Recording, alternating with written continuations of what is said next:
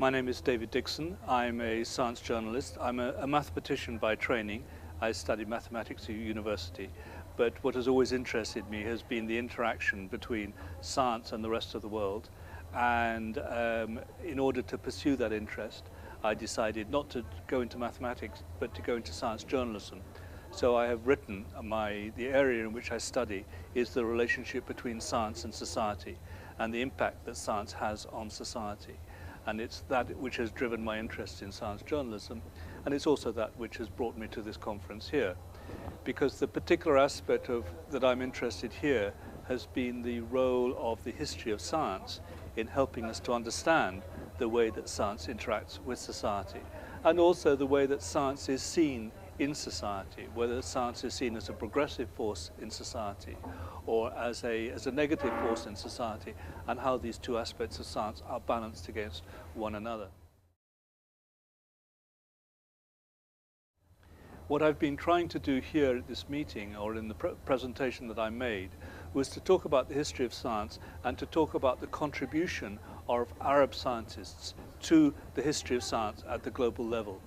There is a way of writing about the history of science which says that most of today's science originated in Europe.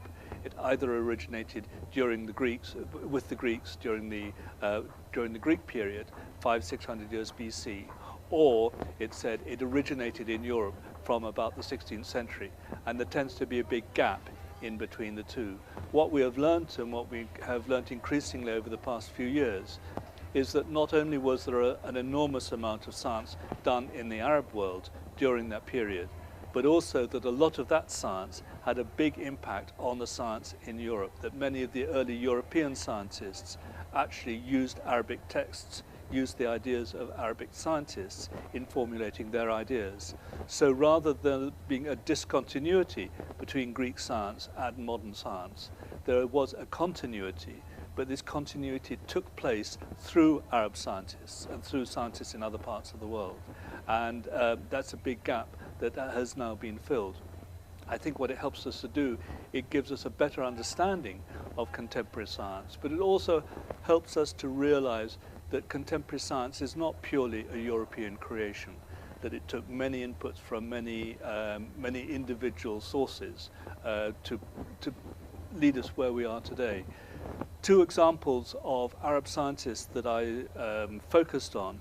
One was Avicenna, a great medical doctor who practiced in around 1000 years AD. He wrote some very influential medical texts that provided doctors with guidance on which drugs should be used against which diseases. And these texts were used in European universities for the teaching of medicine and for the treatment of patients for many centuries after that. In fact, I think even in the 16th and 17th century, some people were using these texts. Now, Avicenna took many of his ideas from the Greek medical doctors, from I think he took some from Aristotle, but others who were working on ideas there. He interpreted them in his own way. He added his new ideas of his own. He tested out particular types of treatments. He put these in his book. His books included a sort of encyclopedic coverage of medicines that were known in other cultures at the time. This was all put together in a couple of very large books that were very widely disseminated. And he clearly has played a crucial role in the history of medicine in the West as well as in the Arab region. Another example that I'm particularly interested in is an Arabic mathematician called Al-Khwarizmi. He was one of the inventors or the discoverers of algebra, that he invented algebra as a new way of thinking about numbers, a new way of making calculations that has obviously been incredibly important to the formulation of science. He took some of his ideas, he admitted taking some of his ideas from Indian mathematicians, which is where they had originated, but he developed them into a systematic language of mathematics. And his language was subsequently taken up by many Western scientists when they were beginning to look at nature in a more mathematical way. This started really in the 14th century, but it began to flourish. It flourished best during the scientific revolution of the 17th century. So part of what I was trying to do is to show that there is this continuity between Arab science and Western science, and that to a certain extent what we know today as science can be seen as the result of a global effort rather than an effort coming from a different part of the world.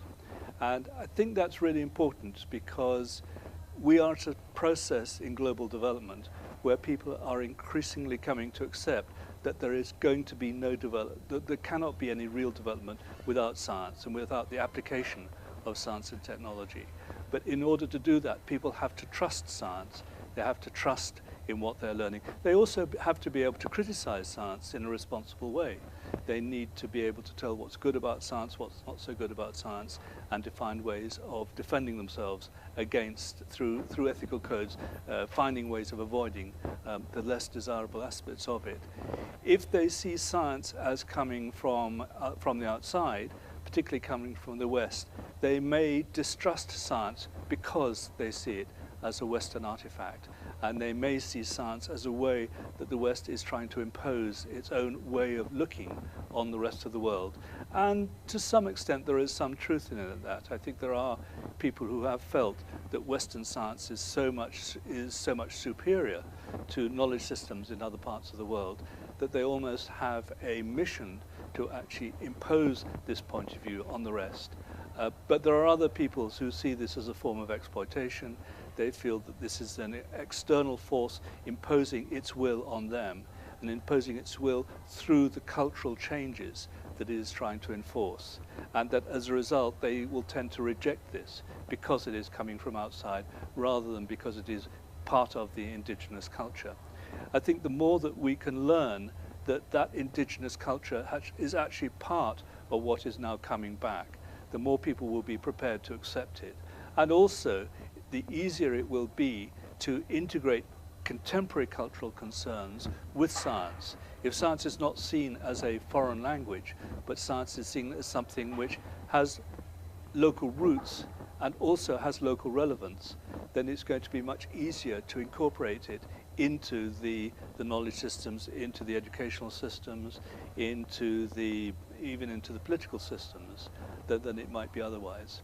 There is also the big issue that we have been discussing of the extent to which some contemporary religious trends, religious currents, are deeply skeptical of Western science, particularly in areas like evolutionary theory. And the dilemma there is that, well, on the one hand, we like to respect each other's cultural traditions, each other's belief systems. We feel that if people have reservations about certain ideas, then they are entirely entitled to those reservations and those disagreements. On the other hand, when those reservations become too negative, when they tend to block whole areas of inquiry, when they lead to the conclusion that people should not be investigating certain types of things, that is counter to the scientific spirit, and also that may be sort of counter to the general desire for economic and social progress. So the more people can understand science, even if it is in a critical way, the readier they are to absorb it into the way of life, the better off they're likely to be, and the more open-minded, I think, they're likely to be at the same time. So what we're trying to say is that there is no inherent conflict between science and religion. It's not an either-or. That it's possible to find ways of integrating both, but to do it in a way that the one does not obstruct the other, which means that science does not rule out religion, but that religion does not obstruct the science either. And finding the balance between the two is clearly a very difficult task, but something that people need to address. I think I learnt about the complexity of the issues and the complexity of the debate.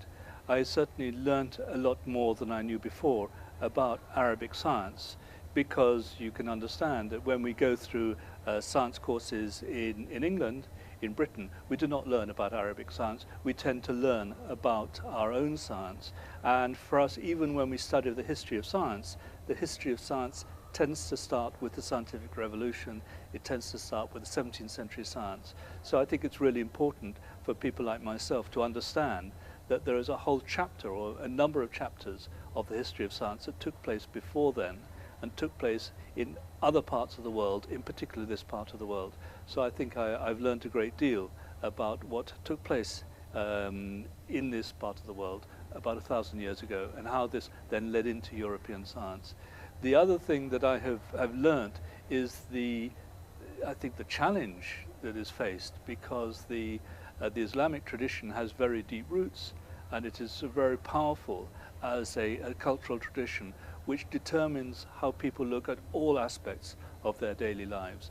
To that extent, it seems to be different from the culture that we have in Britain, where religion is very much in the background, but is not in the foreground in the way that it is here.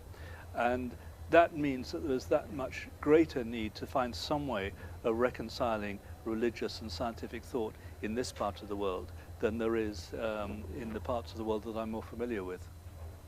I think what we learned this morning about Islamic thought and concepts of sustainable development, respect for the environment, I think that's important because it shows that there is, within the Islamic tradition, there's a respect for the environment that can be built on, that can be referred to when one is trying to build sustainable development policies.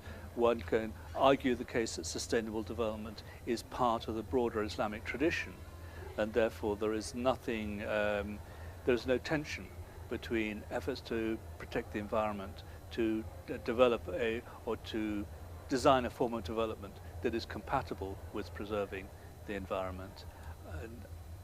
And I think I also learned that there was a major task in bridging science and religion, because there are parts of the religious community who weren't represented so much in the debates here, but have been talked about a lot, who are very strongly opposed to some scientific ideas.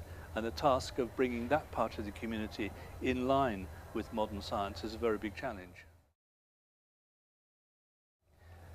I think there are two big challenges. The one is for third world countries to become aware of the importance of science and the role that science can play in their own development.